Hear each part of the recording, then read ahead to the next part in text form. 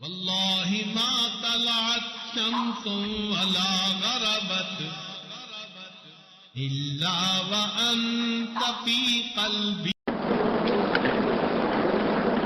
الحمد لله وكفى وسلام على عباده الذين اصطفى أما بعد. أعوذ بالله من الشيطان الرجيم. بسم الله الرحمن الرحيم. وأتم الحج والعمرة لله. سبحان ربك رب العزة عما يصفون وسلام على المرسلين والحمد لله رب العالمين. اللهم صل على سیدنا محمد وعلى آل سیدنا محمد وبارک وسلم.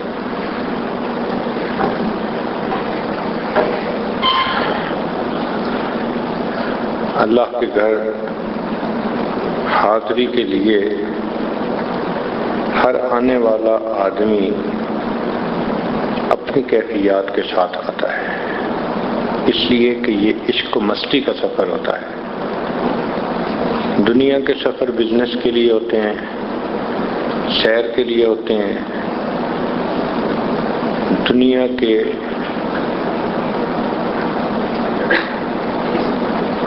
معاملات میں انجوائے کرنے کے لیے ہوتے ہیں، مگر ان کا تعلق جسم کے ساتھ. یہ جو حج اور عمرے کا سفر، اس کا تعلق روح کے ساتھ. یہ عشق و مستی کا سفر ہے جس میں کہ آنے والا اللہ کی محبت میں ڈوب کر اللہ کے گھر کی طرف آتا ہے. اسی لیے احرام باندھنا ضروری قرار دیا گیا کہ جب تم آ ہی اپنے محبوب سے ملنے کے لیے رہے ہو تو تمہیں دنیا کی زیب و زینت سے کیا سروکار ہے. یہ امیری اور غریبی کا فرق سب ختم. اب تم سب بندے ہو. آ گیا این لڑائی میں اگر وقت نماز، قبلہ روح ہو کے زمیں بوس ہوئی قوم حجاز. ایک ہی صف میں کھڑے ہو گئے محمود و ایاز. نہ کوئی بندہ رہا نہ کوئی بندہ نواز. بندہ او صاحب و محتاج و غنی ایک ہوئے. تیری سرکار میں پہنچے تو سبھی ایک ہوئے. تو یہ اللہ کا در ایسا ہے کہ تیرے سرکار میں پہنچے تو سبھی ایک ہوئے، سب کو ایک کر دیا. فرمایا یہ جو تمہارے لباس کا فرق ہے، سٹیٹس ہے، یہ اونچ نیچ، یہ تم پیچھے رکھ دو. سب احرام، ایک چادر لپیٹ لو، ایک چادر باندھ لو. یہ مردوں کا احرام. عورتوں کو کہا کہ تم جن کپڑوں میں لپٹی ہوئی ہو وہی تمہارا احرام ہے، بس اتنی کوشش کرو کہ کپڑا تمہارے چہرے سے نہ لگے. اب اس کا یہ مطلب نہیں کہ چہرے کا پردہ نہیں. پابندی یہ ہے کہ پردہ بھی رہے مگر چہرے پر کپڑا بھی نہ لگے. اور صحابیات بتاتی ہیں کہ ہم اس لیے کھجور کے پتوں سے بنا ہوا پنکھا سا ہوتا ہے وہ اپنے سر کے اوپر رکھ لیتی تھیں تاکہ ہماری چادر چہرے سے ذرا ہٹ کے رہے اور کپڑا چہرے کے ساتھ نہ لگے. تاہم پردہ تو رہتا تھا.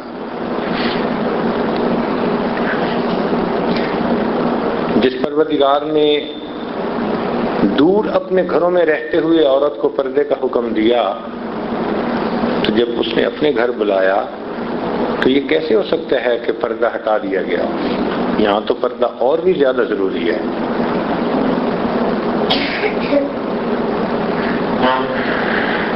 تو مرد کا احرام 2 چادریں، خوشبو بھی منع کر دی گئی. فرمایا کہ یہ تو زیب و زینت ہے. بالوں کا کاٹنا بھی منع کر دیا گیا، ناخن کا کاٹنا، میل کچیل کا دور کرنا، شکار کھیلنا. فرمایا عاشق کو ان سے کیا غرض، کیا واسطہ. مرغ دل را گلشن بہتر سے کوئے یار نیست، طالب دیدار را ذوق گل و گلزار نیست۔ جو دیدار کا طالب ہوتا ہے اس کو گل و گلزار سے کیا واسطہ؟ فرمایا کہ بس تم سب اب چلو اس گھر کی طرف، اور تمہاری زبان پہ بس ایک ہی نغمہ ہو، کیا؟ لبیک اللہم لبیک، حاضر ہوں، ہے میرے پروردگار میں حاضر ہوں۔ کیا اچھے اور پیارے الفاظ ہیں۔ نبی علیہ السلام جب حجۃ الوداع کے لیے تشریف لانے لگے تو جبریل علیہ السلام آسمان سے نازل ہوئے اور فرمایا کہ اللہ رب العزت نے خصوصی طور پر پیغام بھیجا ہے کہ آپ صحابہ کو حکم دیں وہ تلبیہ اونچی آواز سے پڑھیں، یعنی اللہ نے اس بات کو پسند فرمایا۔ عورتیں آہستہ پڑھیں اور مرد جہر سے پڑھیں۔ صحابہ کرام فرماتے ہیں کہ ہم اتنا زیادہ تلبیہ پڑھتے تھے کہ ہمارے منہ خشک ہو جایا کرتے تھے۔ اللہ کو یہ کلمہ پسند۔ ایک حدیث پاک میں آتا ہے کہ 4 بندے ایسے ہیں کہ جن کی زبان سے نکلے ہوئے الفاظ پر اللہ تعالی بستی پر آنے والے عذاب کو ٹال دیتے ہیں۔ ایک مؤذن جب اذان کی اللہ اکبر کہتا ہے تو یہ اللہ اکبر کا کہنا اللہ کو اتنا پسند اس بستی پہ آنے والی مصیبت کو ٹال دیتے ہیں۔ ایک مجاہد جب اللہ کے راستے میں نعرہ لگاتا ہے اور اللہ اکبر کہتا ہے تو اللہ کو یہ اپنی عظمت اتنی اچھی لگتی ہے، فرمایا کہ اس مجاہد کے نعرے کی وجہ سے بستی پر آنے والے سب کے سب عذاب کو ٹال دیا جاتا ہے۔ اور تیسرا فرمایا کہ جب کسی بستی میں کوئی بچہ قرآن مجید پڑھنے کے لیے بسم اللہ پڑھتا ہے تو یہ تسمیہ اللہ کو اتنا پسند کہ اس بستی پر آنے والے عذاب کو ٹال دیا جاتا ہے۔ اور چوتھی بات فرمائی کہ جب کوئی محرم احرام کی حالت میں لبیک اللہم لبیک یہ الفاظ کہتا ہے، اللہ کو یہ لبیک کا لفظ اتنا اچھا لگتا ہے، وہ بندے پر تو عذاب ٹالتے ہی ہیں، جس بستی میں وہ بندہ موجود ہو اس بستی پر آنے والے عذاب کو ٹال دیا جاتا ہے۔ آپ سوچئے کہ یہ کتنا پیارا کلمہ ہے جو اللہ نے ہمیں عطا فرمایا، لبیک حاضر ہوں، اللہم لبیک، اے اللہ میں حاضر ہوں۔ سبحان اللہ سبحان اللہ۔ اب آنے والا یہاں آ کر اللہ کے گھر کا طواف کرتا ہے، سعی کرتا ہے، عمرے کے اعمال مکمل کرتا ہے۔ یہ جو ہے نا گھر کا طواف، یہ دیکھنے والے کو عجیب سا لگتا ہے کہ یہ کیا ہوا؟ جی ہاں، فطرت میں اس کی نشانیاں آپ دیکھیں، کہیں شمع جلائیں تو آپ دیکھیں گے کہ پروانے اس کے گرد آ کے گھومنا شروع کر دیں گے۔ اگر آپ غور کریں ساری مخلوق طواف کے عمل میں لگی ہوئی ہے، صرف انسان نہیں، ساری مخلوق۔ آسمانی مخلوق کو دیکھیں تو جتنے بھی سیارے ہیں وہ سورج کے گرد گھوم رہے ہیں۔ ہمارا جو شمسی نظام ہے اس نظام میں تمام سیارے، زمین، مریخ اور باقی جتنے بھی ہیں یہ سب کے سب سورج کے گرد گھوم رہے ہیں، یہ طواف کر رہے ہیں۔ اگر باریک اسکیل پہ چلے جائیں تو یہ زمین مادے سے بنی، اور مادے کا جو بنیادی یونٹ ہے وہ ایٹم ہے، اور ایٹم کو اگر آپ دیکھیں تو اس میں بھی ایک نیوکلیس ہوتا ہے، اور نیوکلیس کے گرد الیکٹران جو ہیں وہ گھوم رہے ہوتے ہیں۔ تو وہاں بھی طواف، چھوٹے سے چھوٹے یونٹ میں بھی طواف، اور اس ایٹم سے مل کر جو دنیا بنی، زمین بنی، تو زمین بھی طواف میں مشغول ہے۔ اور اگر اور غور کریں تو یہ جو سورج ہے یہ خود ساکن نہیں ہے، زمین کے حساب سے تو ساکن کہیں گے، لیکن جب دیکھیں گے گلیکسی کے حساب سے تو یہ بھی کسی گلیکٹک سینٹر کے گرد گھوم رہا ہے، ماشاءاللہ۔ اور اگر گلیکسی کو دیکھیں تو وہ اور کسی سینٹر کے گرد گھوم رہی ہے، تو یوں محسوس ہوتا ہے کہ کائنات کی ہر چیز ہی حالت طواف میں ہے۔ اللہ اکبر! جی ہاں، اب ذرا غور سے سنیے۔ یہ آج امریکہ میں تھا تو ایک دوست کہنے لگے کہ ایک اسپیس میوزیم کے اندر ڈاکومنٹری لگی ہوئی ہے، آپ کے پاس وقت فارغ ہو تو میں آپ کو لے جاؤں گا، دکھاؤں گا۔ پوچھا کیا؟ کہنے لگے ستاروں سے متعلق ہے۔ تو ہمیں خیال آیا کہ ہاں، علم بڑھانے کے لیے اس کو دیکھیں گے۔ ویسے بھی مدارس میں فلکیات کا مضمون پڑھایا جاتا ہے، ہمارے اکابر نے اس پر کافی لکھا بھی ہے۔ چنانچہ دو تین علماء اور بھی تھے، ہم سب اسپیس میوزیم چلے گئے۔ ذہن میں خیال یہ تھا کہ بھئی نہ تو وہاں موسیقی، نہ وہاں کوئی غیر محرم عورت کا مسئلہ، ایک سائنسی چیز ہے ستاروں سے متعلق جو وہ دکھائیں گے، تو اس کو تو دیکھنا چاہیے علم بڑھانے کے لیے۔ اس کا نام انہوں نے رکھا ہوا تھا دی سٹار، ڈاکومنٹری کا نام تھا دی سٹار۔ اور ویسے بھی علماء نے لکھا ہے کہ مسلمانوں کو تو علم ہونا چاہیے نا سورج چاند ستاروں کا۔ اللہ تعالیٰ قرآن مجید میں فرماتے ہیں وَبِالنَّجْمِ هُمْ يَهْتَدُونَ، اور ستاروں سے وہ رہنمائی پاتے ہیں۔ جب وہاں گئے تو انہوں نے ایک پلینیٹیریم کے اندر دکھایا آسمان کے ستاروں کو، اور پھر اس کے انہوں نے مختلف نام بتائے۔ نام بتانے کے بعد انہوں نے کہا کہ دیکھو آئیڈیا یہ ہے کہ اگر کوئی بندہ سمندر میں راستہ بھول جائے تو سمندر میں تو چاروں طرف پانی، کچھ پتہ نہیں چلتا کہ کہاں رخ ہے کہاں نہیں ہے، تو ایسے میں وہ آسمان کے ستاروں کو دیکھ کر سمت کو بھی متعین کر لے اور وقت کا بھی تعین کر لے کہ یہ وقت ہو چکا ہے۔ یہ دو چیزیں بڑی اہم ہیں۔ یا کسی کو دشمن نے کسی جنگل میں جا کے ڈال دیا، صحرا میں ڈال دیا جہاں چاروں طرف ایک جیسی ریت ہے، تو وہ آسمان کے ستاروں سے رہنمائی پا سکتا ہے، ڈائریکشن کا پتہ کر سکتا ہے۔ چنانچہ انہوں نے بتایا کہ دیکھو یہ ستارے یہاں ہوتے ہیں تو پھر اتنا وقت ہو جاتا ہے، یہاں ہوتے ہیں تو اتنا۔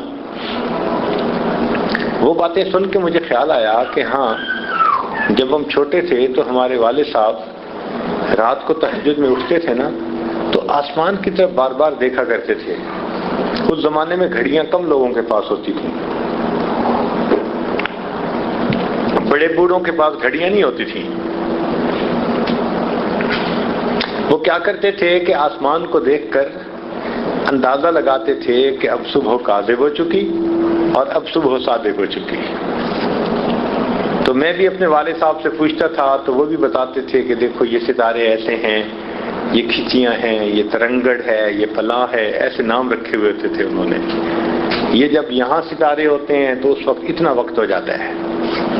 تو جو کچھ ہمارے بزرگ اپنی زبان میں ستاروں کو نام دے کر سوچتے تھے، انہوں نے سائنسی نام دے کر بالکل وہی باتیں کر دی۔ لیکن آخر پر ایک بات انہوں نے عجیب کہی، کہنے لگے کہ اکثر لوگ سوچتے ہیں کہ آسمان کے کچھ ستارے ساکن ہیں اور کچھ ستارے متحرک ہیں۔ یہ غلط فہمی ہے۔ آسمان کے سارے ستارے متحرک ہیں، فرق یہ ہے کہ جن کی سپیڈ زیادہ ہے وہ ہمیں متحرک نظر آتے ہیں، جن کی سپیڈ کم ہے وہ ساکن نظر آتے ہیں، مگر وہ ساکن نہیں۔ اگر ہم ان کو ایک سال متواتر چیک کرتے رہیں تو وہ بھی اپنی جگہ سے ہلتے ضرور ہیں، چاہے تھوڑا ہلیں، تو متحرک وہ بھی ہیں۔ البتہ ایک ستارہ ہے جو پوری کائنات میں اپنی جگہ کے اوپر ساکن ہے، اور اگر ہم ذرا آپ لوگوں کو اس کی سپیڈ بڑھا کر دکھائیں تو دیکھو یہ کیسے ہوگا. اس کے بعد جو انہوں نے ریل چلائی اور ستاروں کی سپیڈ ذرا بڑھائی تو ہم نے دیکھا کہ ایک ستارہ سینٹر میں ایک جگہ تھا اور اس کے گرد سارے کھربوں کھرب ستارے گھوم رہے تھے، سب کے آربٹ بنے ہوئے تھے. جب میں نے دیکھا تو اسی وقت میرے ذہن میں یہ بات آئی تو میں نے ساتھ ایک عالم بیٹھے ہوئے تھے، ان سے کہا کہ دیکھو حدیث پاک میں آتا ہے کہ ایک کعبہ آسمانوں پر بھی ہے، اس کو بیت المعمور کہتے ہیں، اور وہ فرشتوں کا کعبہ، آسمان کے فرشتے سارے اس کے گرد طواف کرتے ہیں، اور ایک زمین پر ہے کعبہ. یہ دونوں اس طرح اوپر نیچے ہیں کہ اگر بیت المعمور سے کوئی پتھر فرض کرو پھینکیں تو وہ زمین پہ جہاں آ کر گرے گا وہ بیت اللہ کی جگہ ہوگی، بالکل اوپر نیچے. تو گویا دو تجلیات بیت المعمور پر اتر رہی ہیں، وہی تجلیات بیت اللہ پر اتر رہی ہیں. یہ گویا نور کا ایک ستون ہے جو عرش سے لے کے نیچے فرش کے نیچے تک ہے، تحت الثری تک ہے، اور اسی میں بیت اللہ معمور بھی ہے اور اس کے نیچے زمین پر بیت اللہ بھی ہے. تو میں نے کہا کہ کہیں ایسا تو نہیں کہ یہ ستارہ جو ہمیں نظر آ رہا ہے یہ بیت المعمور ہو تو آسمان پر اس کے گرد فرشتے طواف کر رہے ہیں، اور اگر خلا میں دیکھیں تو انہی تجلیات کے گرد جتنے کھربوں کھرب ستارے ہیں وہ سارے کے سارے اس کے گرد طواف کر رہے ہیں. اور جب زمین پر یہ تجلیات پہنچتی ہیں تو اللہ کے بندے انہی تجلیات کے گرد طواف کر رہے ہیں. ہم ہوئے تم ہوئے کہ میر ہوئے، اس کی زلفوں کے سب اسیر ہوئے. سب اللہ کے چاہنے والے، ساری مخلوق اللہ کی ان تجلیات کے گرد طواف کر رہی ہے. عالم طواف میں ہے دنیا ہر وقت.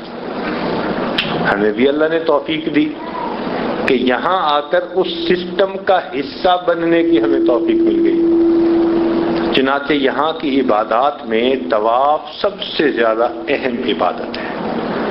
اللہ تعالیٰ کی 120 تجلیات نازل ہوتی ہیں، رحمتیں ہر وقت نازل ہوتی ہیں، جن میں سے زیادہ تجلیات طواف کرنے والوں کے اوپر نازل ہو رہی ہوتی ہیں. یہ طواف ایک ایسی عبادت ہے کہ جو اور دنیا میں کہیں ممکن نہیں. چنانچہ ایک شخص نے کوئی قسم اٹھا لی کہ میں اس کو اس طرح پوری کروں گا کہ ایسی عبادت کروں گا جو دنیا میں کوئی بھی نہ کر رہا ہو. اب جب بات پوری ہو گئی تو اسے سمجھنے لگے کہ میں کیا کروں. تو بالآخر امام اعظم رحمۃ اللہ کے پاس آیا کہ حضرت میں نے تو ایسی قسم اٹھا لی تھی، کیا کروں؟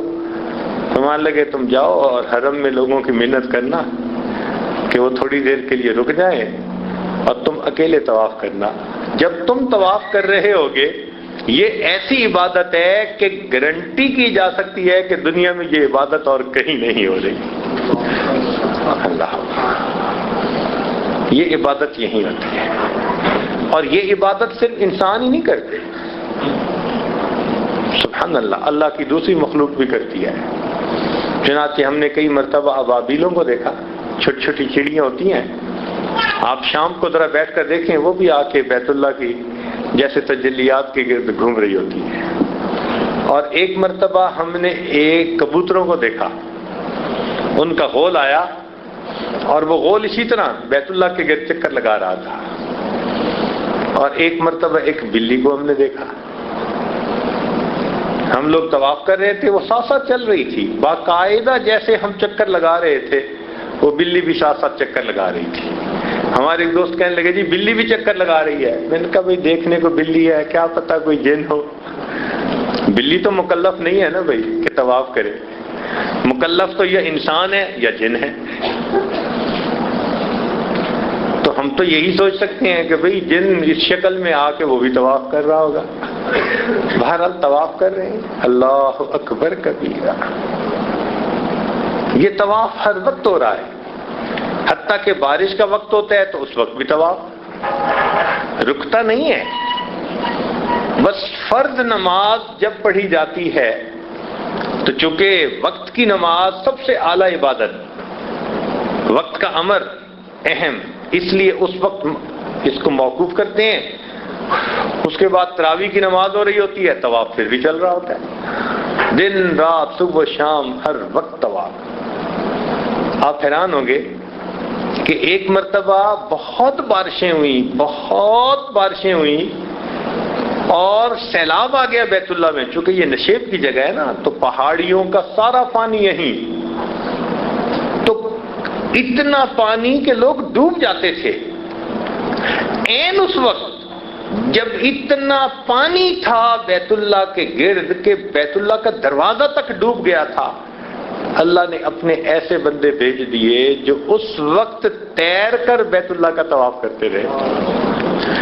جتنے دن پانی رہا تیر کے تو لوگ طواف کرتے رہے، طواف چلتا رہا. سبحان اللہ، واہ میرے مولا، کیسی آپ کی عبادت ہے. ایک شمع جلا دی ہے اور اس شمع کے گرد پروانے ہر وقت محو طواف میں. اللہ اکبر کبیرہ.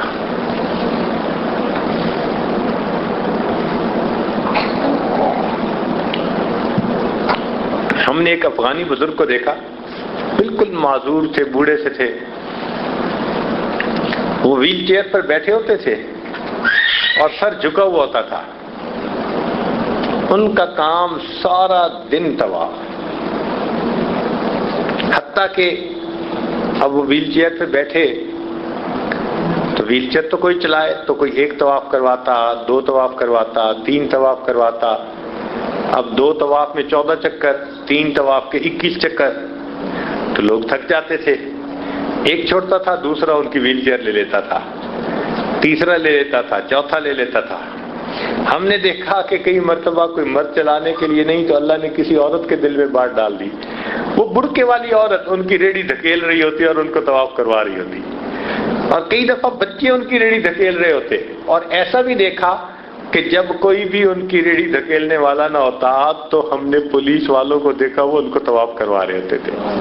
واہ بھائی واہ، وردی پہنی ہوئی ہے اور ان کی ریڑھی دھکیل کے ان کو طواف کروا رہے ہیں. ان کے طواف بھی نان سٹاپ ہوتے تھے. اور جب کبھی کوئی بھی ان کو طواف کروانے والا نہ ہوتا تو ہم دیکھتے کہ وہ بیٹھے بیٹھے بس اپنے پاؤں کو تھوڑا زمین پر رکھ کے گھسٹتے تھے اور انچ وہ اپنی ریڑھی کو آگے کرتے تھے. جب اس حالت میں ان کو لوگ دیکھتے کہ اب بھی یہ طواف کی کوشش کر رہے ہیں، کوئی نہ کوئی بندے کے دل میں اللہ ڈال دیتے، وہ ان کو طواف کروا دیا کرتے تھے. سارا دن طواف کرتے تھے. اللہ اکبر کبیر. چنانچہ ایک بزرگ کے بارے میں آتا ہے 70 سال کی عمر تھی اور اس وقت ان کا روزانہ کا معمول 70 مرتبہ طواف کرنے کا تھا. 70 طواف کا کیا مطلب بھائی؟ 490 چکر بیت اللہ کے. 490 چکر کو گنو تو تقریباً کوئی 12-13 کلومیٹر کا سفر بن جاتا ہے. اب 12-13 کلومیٹر، سبحان اللہ، چلنا کوئی آسان کام، یہ تو کوئی دیہاتی چل سکتا ہے نا، جو ہل چلاتا ہو اور پیچھے چلتا ہو خوب، وہی اتنا چل سکتا ہے 13-14 کلومیٹر، ورنہ عام آدمی تو نہیں چل سکتا. اور یہ ان کا ایک عمل تھا، روزانہ کا ایک عمل تھا. اور ہر طواف کے 2 رکعت نفل، تو 70 ضرب 2 140 رکعت نفل. اور 140 رکعت نفل پڑھنے کوئی آسان ہے؟ ہم تو 10 رکعت پڑھ لیں تو ہمارا حال برا ہو جاتا ہے.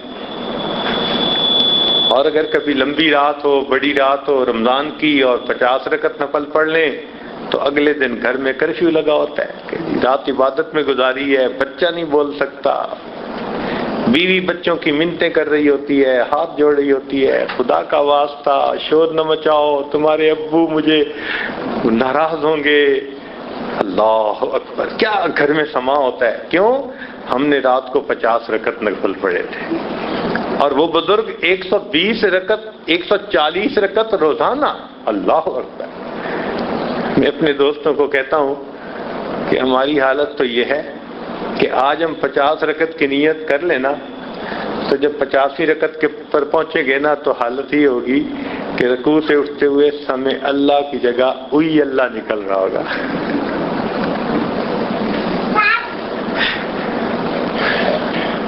اور واقعی ایسے ہے.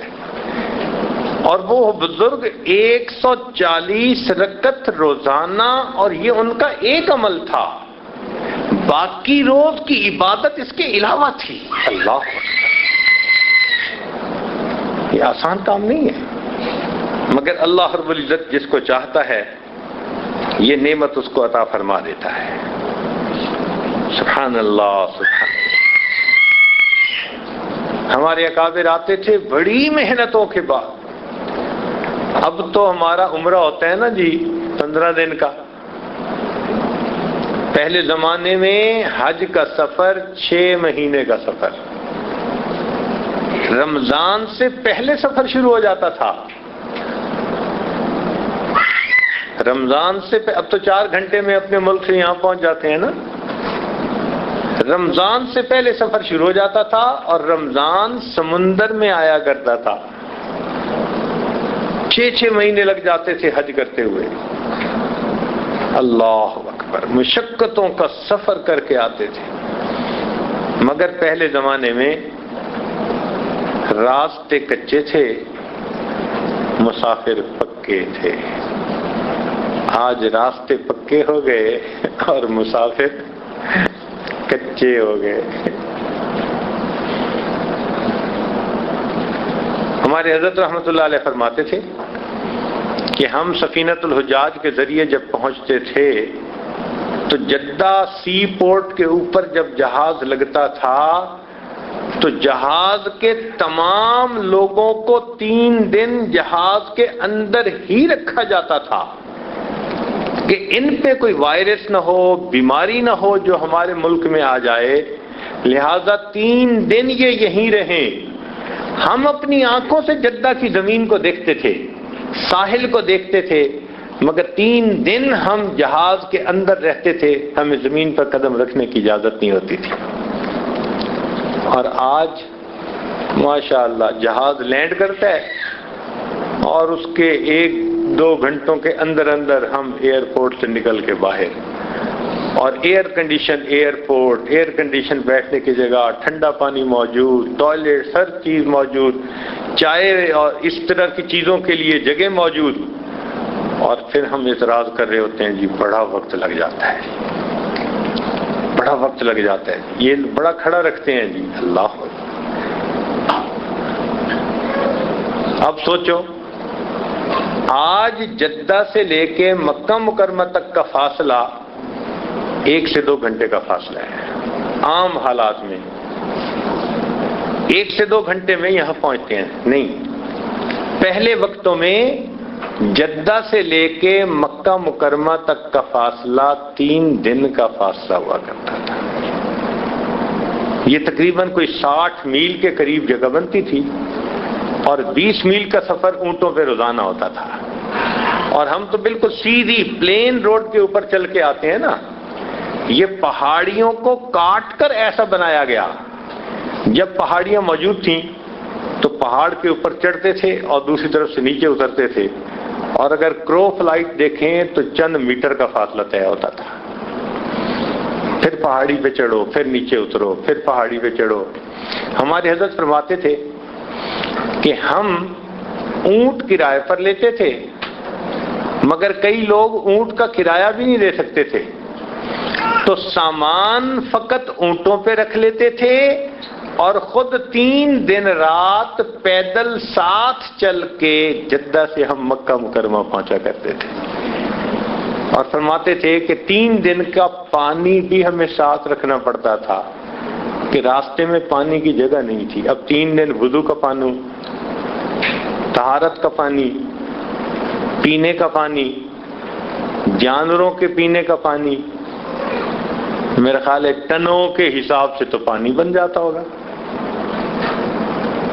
اتنی مشقتوں سے بیت اللہ پہنچتے تھے. اللہ اکبر کبیرہ. لیکن چونکہ اللہ کی محبت دل میں ہوتی تھی، تقویٰ تھا، اس لیے ان کا بیت اللہ پہنچنا ان کے لیے عید ہوا کرتی تھی.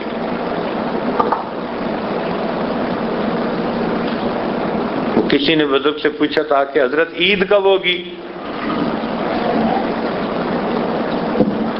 حضرت عید کب ہوگی؟ انہوں نے جواب میں فرمایا بھائی جب دید ہوگی تب عید ہوگی، جب محبوب کی دید ہوگی تب عید ہوگی۔ تو ہمارے بزرگ اتنی محبت کے ساتھ آتے تھے کہ یہاں جب وہ کعبے کی دید کرتے تھے پھر ان کی عید ہو جایا کرتی،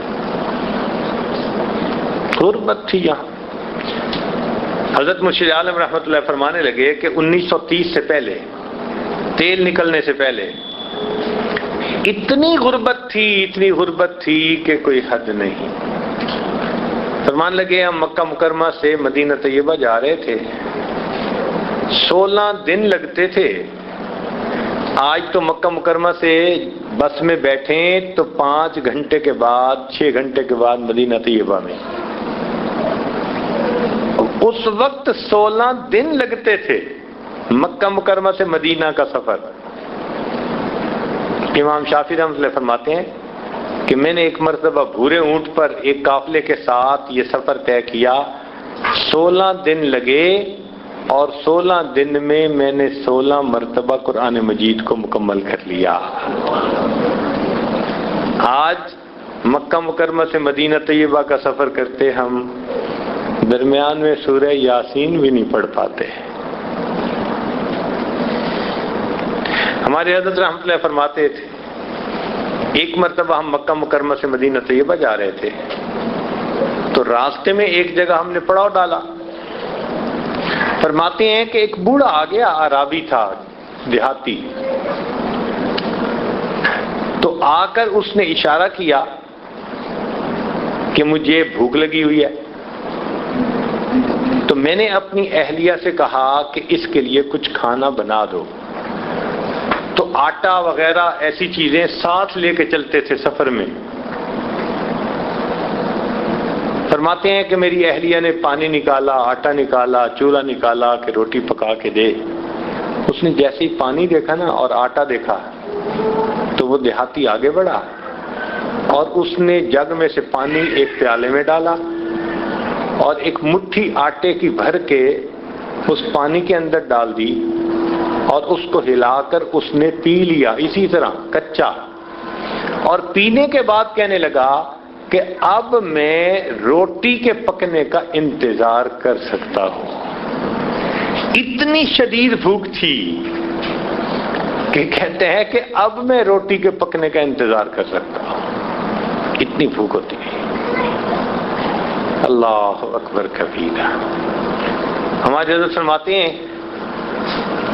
کہ ہم مکہ مکرمہ میں جب رہتے اور تربوز کھا کر، خربوزہ کھا کر جب ہم اس کے چھلکے پھینکتے تو مقامی بچے آپس میں جھگڑتے تھے کہ یہ چھلکا کون اٹھائے گا۔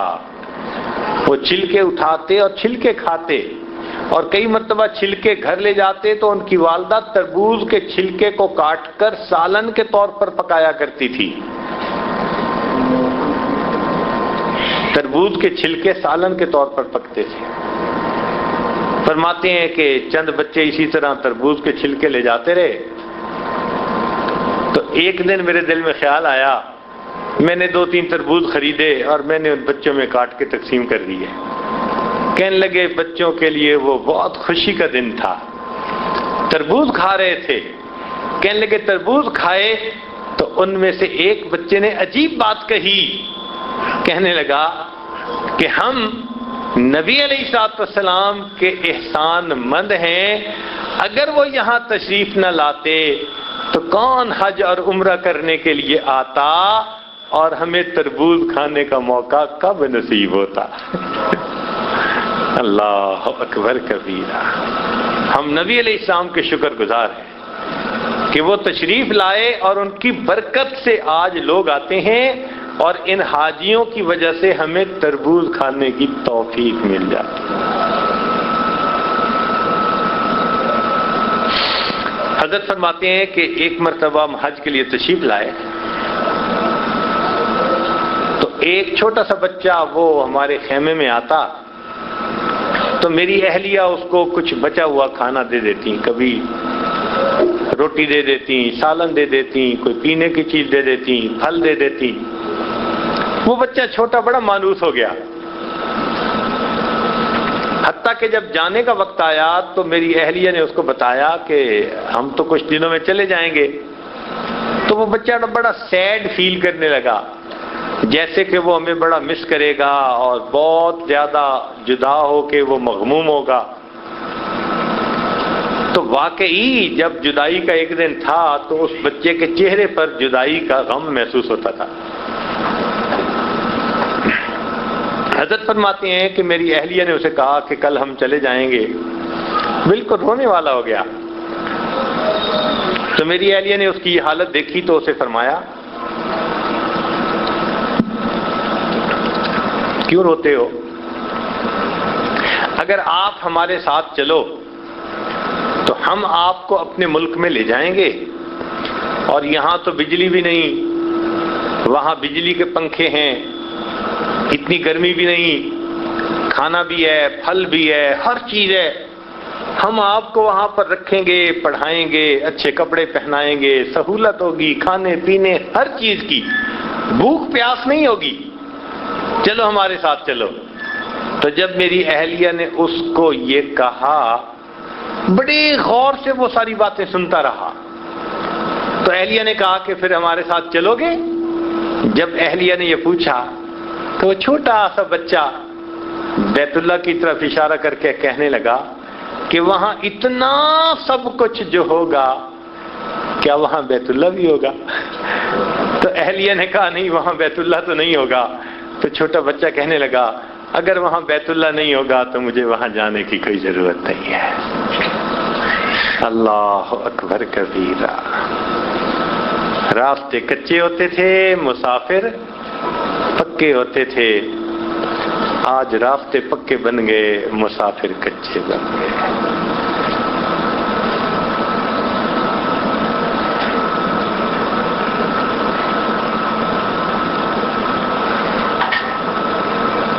تو ہم بھی یہاں آ کر اس وقت کی اہمیت کو پہچانیں اور اللہ سے مانگیں، جو نعمت مانگیں گے اللہ رب العزت سے ملے گی۔ زندگی کا بہترین وقت گزار رہے ہیں یہاں۔ سالم بن عبداللہ ایک بزرگ تھے، ان کے بارے میں آتا ہے کہ وہ طواف کر رہے تھے، حاکم وقت آ گیا، حاکم وقت ان کو ملا اور کہنے لگا جی کہ کوئی کام میں آپ کر سکتا ہوں تو what can I do for you؟ تو جیسے اس نے یہ پوچھا نا تو وہ فرمان لگے بھائی دیکھو میں تو یہاں حرم میں ہوں، اب حرم میں بھی میں آپ سے مانگوں گا؟ بھائی حرم میں تو ہم حرم کے پروردگار سے مانگیں گے نا، فَلْيَعْبُدُوا رَبَّ هَذَا الْبَيْتِ، اس گھر کے رب کے سے مانگیں گے۔ تو وہ حاکم چپ ہو گیا۔ جب چپ ہو گیا تو حضرت نے طواف مکمل کیا تو حرم سے باہر نکلے، وہ انتظار میں تھا، وہ پھر پیچھے آ گیا اور حرم کے باہر کہنے لگا جی اچھا اب بتائیں آپ مانگے کیا میں آپ کے لیے کر سکتا ہوں؟ تو حضرت نے فرمایا کہ بتاؤ میں آپ سے دین مانگوں یا دنیا مانگوں؟ اب وہ دین تو کہہ نہیں سکتا تھا، چونکہ دین میں تو سالم بن عبداللہ رحمت اللہ علیہ کی مثال اپنی ہی تھی، اپنے زمانے میں اتنے متقی بزرگ تھے۔ تو وہ کہنے لگا جی نہیں آپ مجھ سے دنیا کی کوئی چیز مانگیں۔ تو حضرت نے فرمایا کہ جس پروردگار نے دنیا کو بنایا اس سے میں نے دنیا کبھی نہیں مانگی، میں آپ سے دنیا کیا مانگوں گا؟ دنیا تو میں نے اس سے کبھی نہیں مانگی، تو اس سے دنیا کیا مانگوں گا؟ تو دیکھو ہمارے اکابر ایسی کیفیت کے ساتھ آتے تھے اور یہاں آ کر بیت اللہ میں اپنا وقت گزارتے تھے، نعمتیں سمیٹ کے لے جاتے تھے، مقدروں کے فیصلے کروا کے جاتے تھے۔ اسی لیے وہ آتے تھے تو ان کے ایک سفر کی وجہ سے سینکڑوں نہیں ہزاروں لوگ کلمہ پڑھ کر مسلمان ہوتے تھے۔ آج ہم عمرے کے سفر پہ آتے ہیں اور خود پکے مسلمان ہو کے واپس نہیں جاتے۔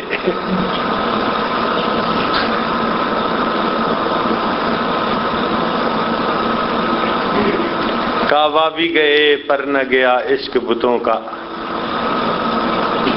کعبہ بھی گئے پر نہ گیا عشق بتوں کا، زمزم بھی پیا پر نہ بجھی آگ جگر کی۔ زمزم بھی پیتے ہیں لیکن جو ایک نفسانی شیطانی آگ لگی ہوتی ہے نا عشق مجازی والی، وہ نہیں جاتی۔ اس کے لیے تو پھر نفس پہ چھری پھیرنی پڑتی ہے، یہاں آ کے اپنے نفس کو ذبح کرنا پڑتا ہے، خواہشات کو ذبح کرنا پڑتا ہے، عہد کرنا پڑتا ہے کہ اللہ سب لات و منات توڑ دیے میں نے، ترکت اللات والعزى جميعا، ترکت اللات والعزى جميعا، كذلك يفعل الرجل البصير۔ بصارت رکھنے والا ہر انسان ایسے ہی کیا کرتا ہے، بتوں کو توڑ دیتا ہے، بتوں کو توڑ تخیل کے ہوں کہ پتھر کے۔ ان اچھی کیفیات کے ساتھ ہم اللہ کے گھر کا طواف کریں اور پھر ہاتھ اٹھا کے دعا مانگیں، پھر دیکھیں اللہ تعالیٰ کیسے راستے کھولتے ہیں۔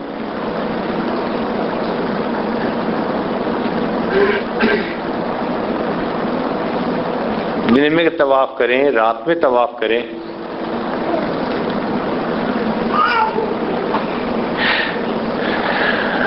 اب ایک چیز ذہن میں رکھیں کہ طواف دائیں طرف سے بائیں کی طرف کیا جاتا ہے، اور اگر آپ دیکھیں تو قانون فطرت بھی یہی ہے، زمین اپنے محور کے گرد جو گھوم رہی ہے تو دائیں سے بائیں گھوم رہی ہے، مغرب سے مشرق کی طرف گھوم رہی ہے، تبھی تو مشرق کی طرف سورج طلوع ہوتا ہے نا، پہلے سورج ادھر ہی نظر آتا ہے مشرق کی طرف، چونکہ دائیں سے بائیں۔ نبی علیہ الصلوۃ والسلام نے بھی فرمایا کہ ہر اچھے کام کو دائیں طرف سے شروع کرو،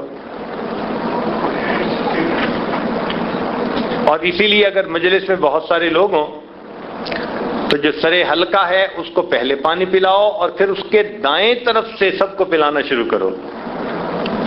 اللہ تعالیٰ یمین کو پسند فرماتے ہیں۔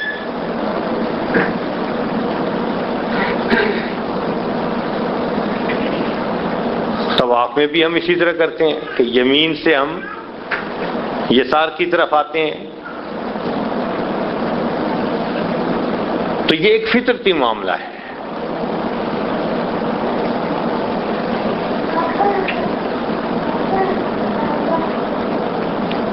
ایک بات اس میں اور ذہن میں رکھیے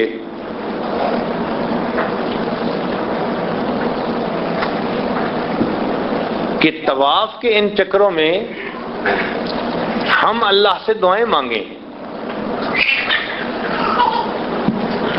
جو دعا مانگیں گے اللہ کی طرف سے قبول ہوگی۔ بیت اللہ کے دروازے کے سامنے جائیں تو ہم دعا مانگے، اللہم انی فقیرک ببابک سائلک ببابک، تیرا فقیر، تیرا سائل تیرے دروازے پہ حاضر ہے، میرے مولا بہت دور سے آیا ہوں اور بہت دیر سے آیا ہوں۔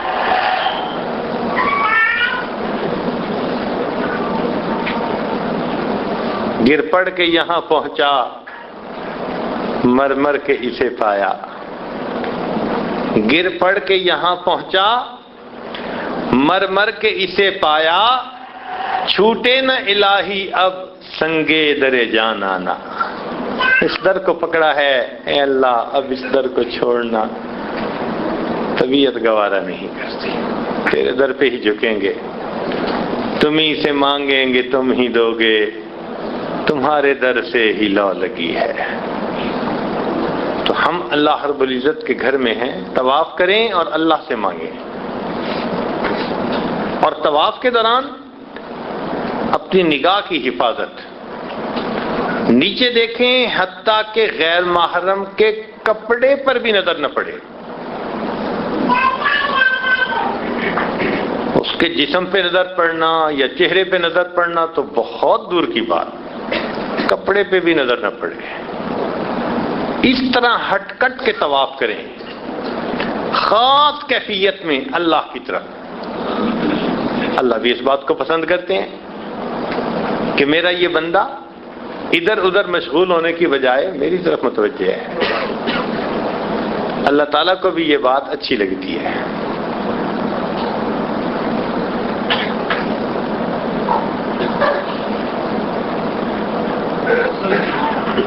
ایک خیال کبھی کبھی ذہن میں شروع میں آتا تھا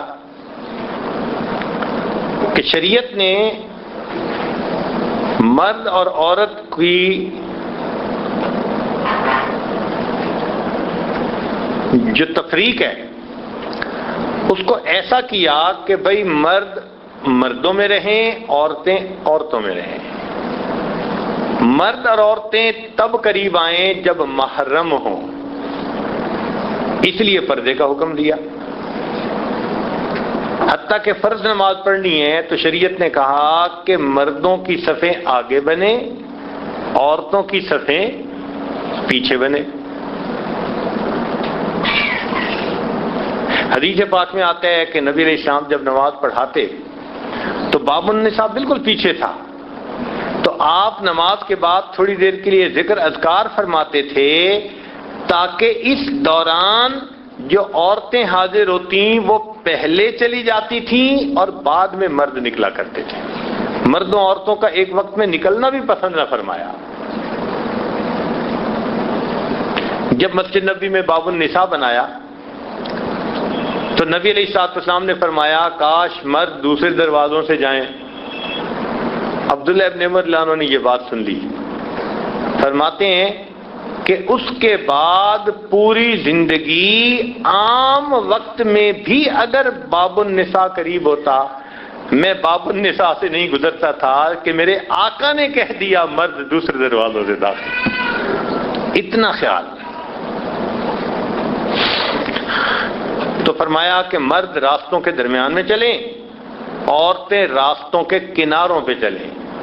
صحابیات فرماتی ہیں ہمیں اگر گلی میں سے گزرنا ہوتا تو ہم گلی کے اتنا کنارے پہ چلتی کہ ہمارے برقے چادروں کے کپڑے دیوار کے ساتھ پھنس جایا کرتے تھے.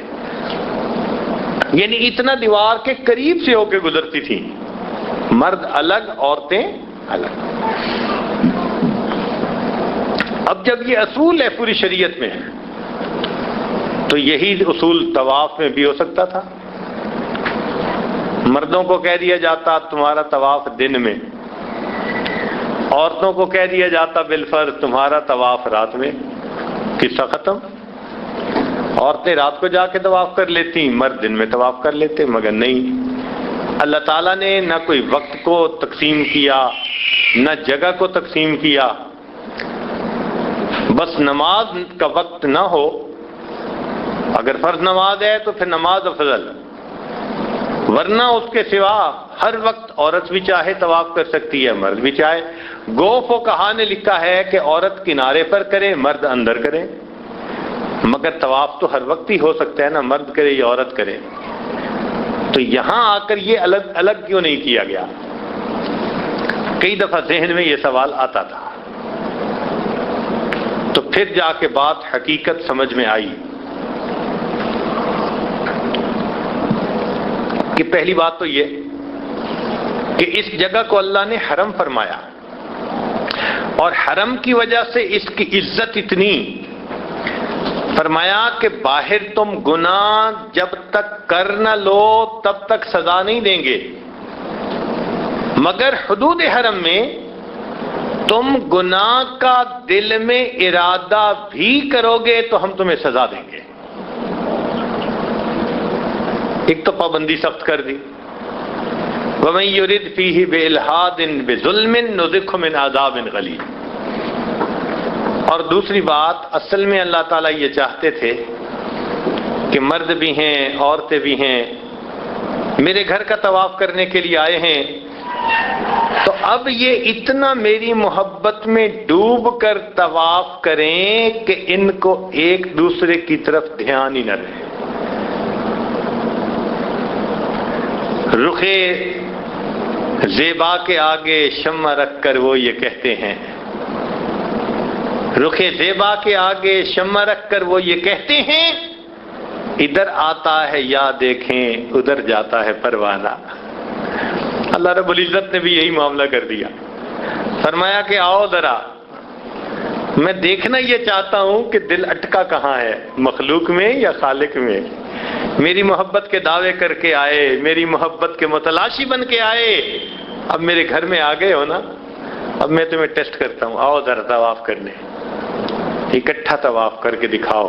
لیکن ایسے بھی اللہ کے بندے ہوتے ہیں کہ طواف میں جب جاتے ہیں مرد اپنی مردانگی بھول جاتے ہیں، عورتیں نسوانیت بھول جاتی ہیں۔ ہم نے دیکھا طواف کے دوران مرد بھی ہچکیاں لے کے روتا ہے، عورت بھی رو رہی ہوتی ہے، مرد بھی آنسو بہا رہا ہے، عورت بھی آنسو۔ اس نے بھی کہا یا رب یا رب، اس نے بھی کہا یا اللہ یا اللہ۔ جب دونوں تڑپ تڑپ کے اللہ سے مانگتے ہیں، اللہ فرشتوں کو منظر دکھاتے ہیں، تم تو کہتے تھے یہ جائیں گے فساد مچائیں گے، خون بہائیں گے، میرے ان بندوں کو بھی دیکھ لو، مرد بھی تو ہیں، عورتیں بھی ہیں، ان کے جسمانی تقاضے بھی ہیں، نفس ایک دوسرے کی طرف متوجہ بھی کر سکتا ہے، مگر نہیں، اب مرد اپنی مردانگی بھول گیا، عورت نسوانیت بھول گئی، میری محبت نے ایسے غلبہ پا لیا، سب میری محبت میں متوجہ میری طرف ہیں، مجھے ہی پکار رہے ہیں۔ دیکھو مرد بھی میری محبت میں رونے والے، عورتیں بھی میری محبت میں رونے والی، یہ میرے عشاق کا مجمع ہے۔ سمجھ آ گئی ایک دوسرے کی محبتیں بعد کی بات تھی، اصل میری محبت تھی جو دلوں پر غالب تھی، اور یہاں آ کے اس نے بتلا دیا۔ اللہ تعالیٰ اس منظر کو شاید فرشتوں کو دکھاتے ہوں گے، فرشتوں کو دکھانا تھا، بشر ایسے بھی ہوتے ہیں، میرے ایسے بھی تو بندے ہوتے ہیں، آنکھ اٹھا کر دیکھنا چاہیں دیکھ سکتے ہیں، آنکھ جھکی ہوئی ہے، پرنم ہے، دل اللہ سے جڑا ہوا ہے، پکار رہا ہے اور اللہ سے معافیاں مانگ رہا ہے، رب اغفر رب اغفر۔ اللہ فرماتے ہیں ان کو اتنا تو پتا ہے کوئی ان کا پروردگار ہے۔ جب میرے بندے اس محبت کے ساتھ میرے گھر کا طواف کر رہے ہیں، میں ان بندوں کی اس محبت کو قبول کر کے ان بندوں کے پچھلے سب گناہوں کو معاف فرما دیتا۔ یہ طواف کا عمل عجیب عمل ہے۔ پہلے زمانے میں بات سمجھنی مشکل تھی، آج کے زمانے میں سمجھنی آسان ہو گئی۔ وہ کیسے؟ پہلے عورتیں کپڑے ہاتھ سے دھویا کرتی تھیں، صابن لگاتی تھیں یا شیمپو ڈالتی تھیں اور اس کو دھویا کرتی تھیں۔ آج کل واشنگ مشین آ گئی۔ واشنگ مشین کیا ہوتی ہے؟ میلے کچیلے گندے کپڑے آتے ہیں، اس کو واشنگ مشین میں ڈال دو، پانی بھی آ جاتا ہے، اس میں صابن بھی پڑ جاتا ہے، چند چکر لگوا کے ساری میل نکال کے اس کو باہر کر دیتے ہیں۔ آج بات سمجھ میں آئی، مولا تو نے میلے دلوں کے لیے، تو نے گناہوں سے آلودہ دلوں کے لیے ایک روحانی واشنگ مشین ایسی بنا دی۔ میرے بندو لچھڑے دلوں کو لے کے آؤ گے، تم اپنے آلودہ دلوں کو لے کر آؤ گے، میرا گھر یہ روحانیت کی ایسی واشنگ مشین ہے، میں تمہیں طواف میں جب ڈالوں گا بس 7 چکر لگوا کے سب گناہوں کو دھو کے صاف دلوں کو باہر نکال دوں گا۔ اللہ اکبر کبیرہ۔ اللہ رب العزت ہمیں صحیح محبت کے ساتھ اچھے انداز سے طواف کرنے کی توفیق عطا فرمائے۔ وآخر دعوانا ان الحمد للہ رب العالمین۔